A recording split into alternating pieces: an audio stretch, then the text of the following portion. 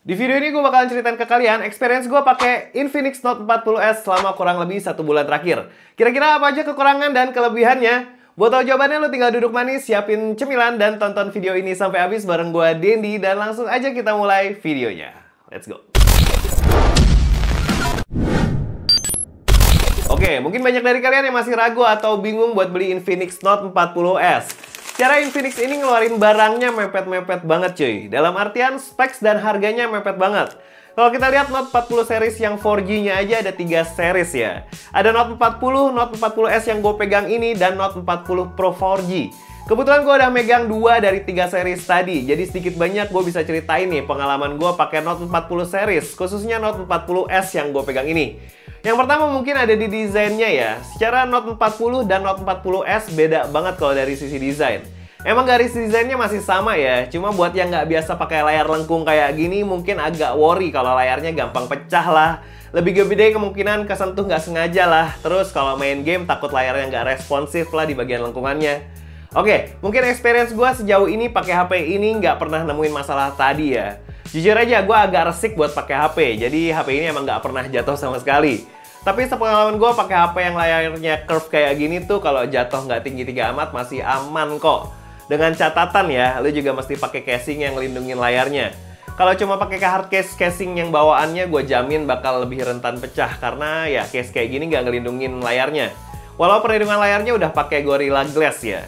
Jadi saran gue kalau lu beli HP ini langsung aja cariin case-nya yang agak tebel dan kalau bisa yang ada sertifikasi military grade-nya. Jadi bisa ngelindungin layarnya lah. Terus kalau buat respon layarnya menurut gue fine-fine aja kok. Buat main game, navigasi sosmed, terus buat nonton, layarnya tetap responsif. Tapi kalau kalian yang nggak biasa pakai layar curve, mungkin pas HP-nya dipakai nonton mungkin agak ganggu ya di curve-nya ini. Tapi seiring waktu lu pasti bakal terbiasa deh. Dan kalau soal layarnya suka kesentuh nggak sengaja, emang bener ya. Pengalaman gue pakai layar curve udah dari Samsung S6 Edge sampai sekarang. Jadi sekitaran udah 9 tahunan. Dan pakai Infinix Note 40s soal kesentuh nggak sengaja, apalagi pas kita genggam tapi nggak kita kunci layarnya, ya udah pasti kesentuh nggak sengaja. Kekurangan layar Edge ini sebenarnya kita bisa obatin dengan pemakaian case yang buat proteksi tadi. Jadi intinya dibiasain dulu aja, pasti bakal enak kok. Cuma kekurangan layar curve kayak gini tuh susah banget buat cari tempered glass. TG bawaannya aja nggak gue pakai karena sensor fingerprintnya jadi nggak bisa dipakai. Jadi otomatis mau nggak mau pakai hydrogel aja.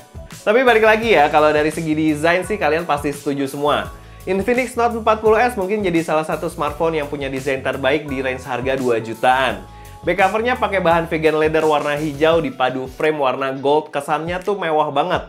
Apalagi bump kameranya menurut gue juga enak dilihat gitu. Kotak gede tapi nggak norak. Terus kalau lagi mau show off juga bisa nyalain fitur active halo light-nya. Yang menurut gue cukup bagus ya. Berguna banget buat nandain kalau ada notifikasi masuk tapi nggak kelihatan receh gitu. Feel dipegangnya kalau tanpa case juga enak banget karena back cover dan layarnya udah curve. Bener deh, kalau soal desain Note 40s bener-bener susah buat dilawan. Experience asik juga bisa gue dapetin di panel layarnya cuy. Ya karena emang spek layarnya udah oke banget buat HP yang harganya 2 jutaan. Jadi pas dipakai buat nonton tuh enak banget, warnanya vibrant tapi kesannya adem. Beberapa HP Transsion yang udah gue coba beberapa bulan terakhir ini emang bisa nawarin kualitas panel layar yang yahut cuy kalau dipakai buat nonton. Tapi nggak cuma dari tampilannya aja, respon layarnya kalau dipakai buat main game juga sama enaknya. Layarnya tuh bener-bener bisa ngasih experience bagus kalau dipakai saat main game. Responnya bagus 120 Hz pula. Jadi game-game yang jalannya di 60, 90, atau 120 fps tampilannya bakal maksimal banget. Dan dia juga udah dukung 10 multi-touch ya. Buat HP yang harganya 2 jutaan, spek layarnya ini emang udah juara banget sih. Tapi kalau soal suara speakernya, walau udah pakai dual stereo speaker dan tuningan soundnya by JBL, tapi kualitas suaranya ya kayak rata-rata HP 2 jutaan aja sih. Karakternya bisa gue bilang mid-nya mendominasi. Kualitas suara kayak gini tuh cocok banget kalau dipakai buat nonton podcast atau nonton film. Ya, mungkin kalau menurut gua dia itu berkolaborasi sama Mario Teguh, Pak. Kenapa itu? Super. Oh, Mario. Bapak nggak tahu. Buat dipakai sehari-hari juga masih enak banget karena fitur kayak in-display fingerprint dan NFC juga udah ada. Nah, mungkin di sisi performance kalian yang nonton video ini udah tahu lah ya performanya MediaTek Helio G99 Ultimate yang dipakai di HP ini. Ya, performanya emang nggak yang spesial banget, tapi menurut gua buat pertengahan menjelang akhir 2024, SoC ini masih cukup bisa bikin happy kok buat kebutuhan sehari-hari. Minusnya cuma belum 5G aja. AnTuTu skornya juga masih sama di range 400 ribuan. Buat main game casual sampai sedikit kompetitif juga masih oke kok. Mobile Legends running di Ultra Super dan performance-nya cukup bagus cuy. Dan yang bikin kaget buat HP setipis ini, suhunya pas main Mobile Legends juga masih terbilang adem di 39 derajat aja. Terus buat PUBG Mobile, settingannya dapat di Smooth Ultra. Masih sama aja ya kayak HP lain yang pakai SoC ini. Experience mainnya, walau cuma dapat settingannya nggak tinggi-tinggi amat, tapi pengalaman mainnya bagus banget cuy. Dan balik lagi ya, suhunya adem banget walau gua sempet mainin beberapa kali. Genshin juga masih bisa diribas di settingan rata kiri 60 fps cuy. Pengalaman mainnya sih masih aman banget, sesekali ada drop FPS di bawah 30 sih, dan berasa patahnya. Tapi overall main masih oke kok. Buat baterainya yang per kapasitas 5000 mAh, daya tahannya sih sebenarnya standar aja ya cuy. Cuma yang menurut gua kalian harus kasih apresiasi buat Infinix, yaitu dikasih fitur wireless charging 20 watt.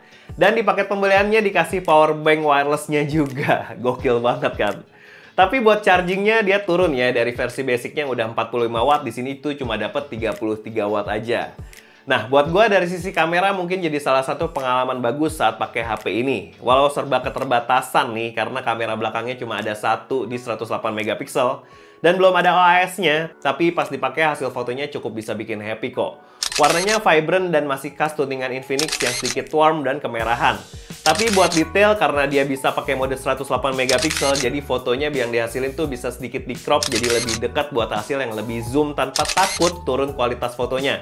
Dan dynamic range-nya juga cukup cakep buat HP 2 jutaan.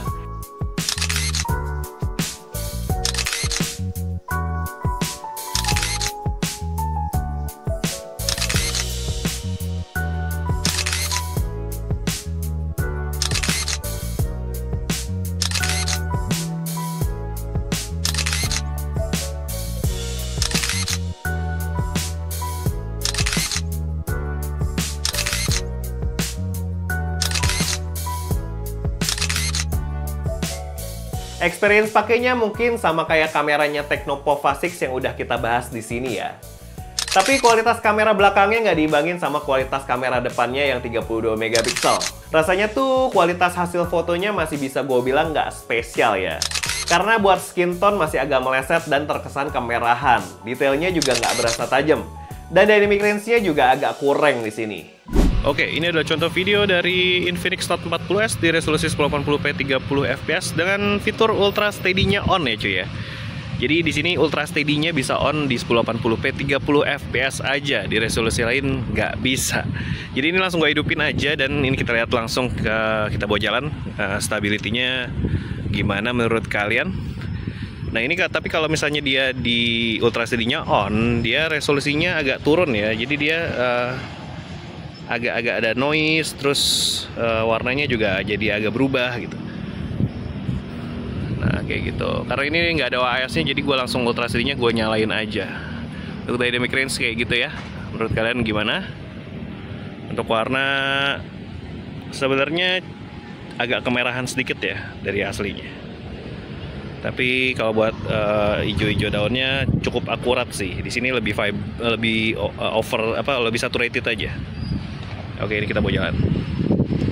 Nah, dia juga bisa diresolusiin, kita coba langsung.